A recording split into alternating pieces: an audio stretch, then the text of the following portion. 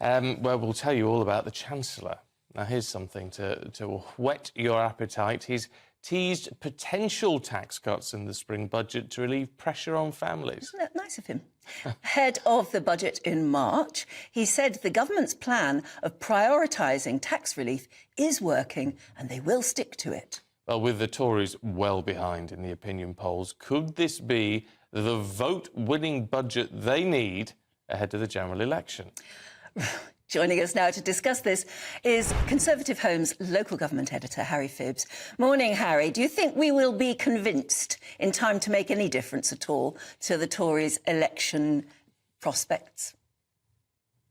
Morning. Well, I think it's important for the Conservatives to start by acknowledging that we've got a very high level of tax, we've got record level of tax, record level of spending, and that's been a great burden to the economy, which has meant that we've had low growth. And I think there's no point in them denying that, and that has disillusioned a lot of natural Conservative supporters.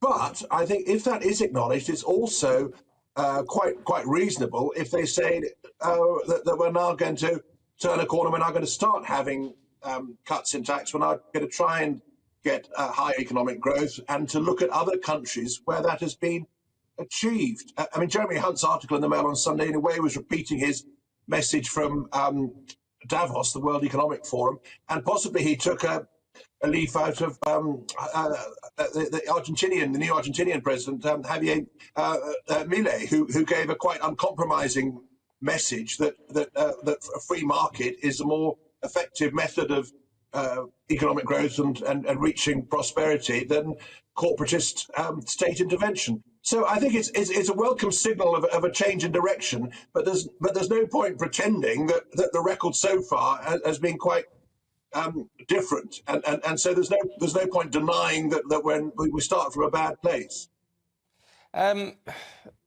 In terms, look, you get a feel-good factor from it all. If it were to happen, a lot of people want it. A lot of traditional Conservative voters would want it.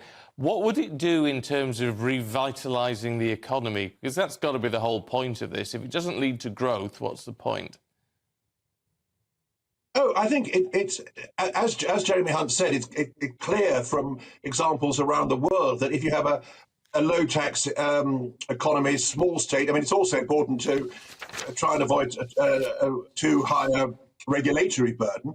But then those countries that adopt that model have higher economic growth than those who don't. That you need to have incentives, you need to be open for business, to say that you celebrate and reward innovation and wealth creation, rather than having a policy based on envy and a big state. So the words are accurate, and if that is the direction that we start going in, that's fine.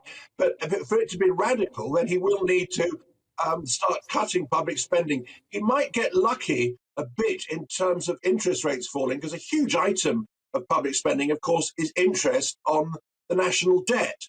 And so if that starts falling a bit, that gives a bit of room for tax cuts. But he does also, I think, need to look more generally at public spending and the appalling extravagance across much of the public sector. I know when I'm on your programme, I always mention quangos, which I think gets neglected, not just billions, but hundreds of billions spent on quangos. So there's lots of savings in public spending that could be made, but to have bold tax cuts, we need a bold plan to cut public spending, and we're not there yet. No, I mean, and there's no doubt what he's hinting at is bold. In fact, he's written in the Mail on Sunday, or he's done an interview for the Mail on Sunday, and even the Mail on Sunday calls it a gung-ho article that he's written, and their front page there is saying that what he's basically doing is trying to emulate Nigel Lawson and sort of kickstart everything and make it, as it did for Nigel Lawson, make it the election-winning budget or tax cut programme. Is that even possible at this timescale?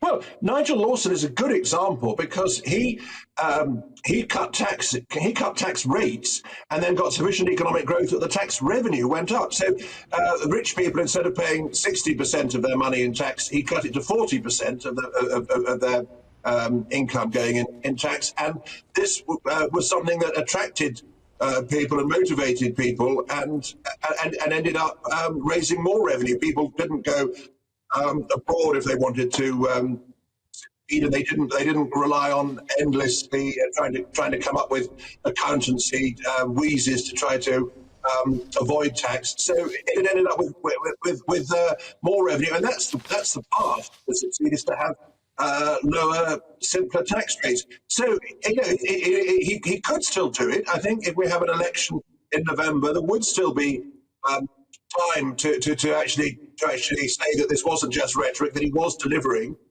But I think that, that people will understandably be pretty cynical about now, and they'll be looking for action. And the rhetoric is fine, the rhetoric is welcome, but it won't be enough to convince people unless and until he actually delivers on it. OK. Harry, good to talk to you. Thank you.